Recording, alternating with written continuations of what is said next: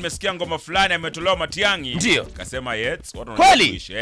Matiang'i lakini leo amesimamisha Kisii. Yuko vizuri. Yupo vizuri. Sasa akiweza kufanya hivyo Mombasa. Ndio. Kura nayo, lakini kama Kisii peke yake. Ndio ameanza. Unajua usiwe kama Alfred Mutua. Nataka kuwa president. Una launch kwa warehouse. Nataka kuwa president. Haufanya hata rali moja. Okiya Omtata tangu watangaze kwamba ana nia ya kuwa rais, hajafanya kitu. Matiang'i amefanya. Hata press conference hajafanya. Maraga tangu insinuate kwamba sisi kama viongozi wa Kisii tumwambia bwana achane na hiyo story, asiganye kura za Kisii. Sisi kama Kisii tumwambia Maraga tulia. Walai. Reputation yako ambayo ushatengeneza katika law imetosha. Usiharibu. Okay. So usiganye kura, acha kijana Fred Matiang'i achukue rais. Na mimi nitasema hivi.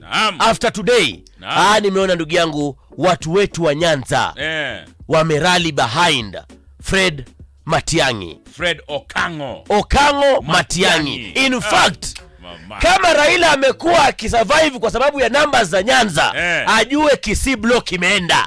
99.9% of the Kisii block imeenda. Clear. So sasa hivi unasema kwamba mwenye anataka urais aanze kumtafuta Fred. Bas.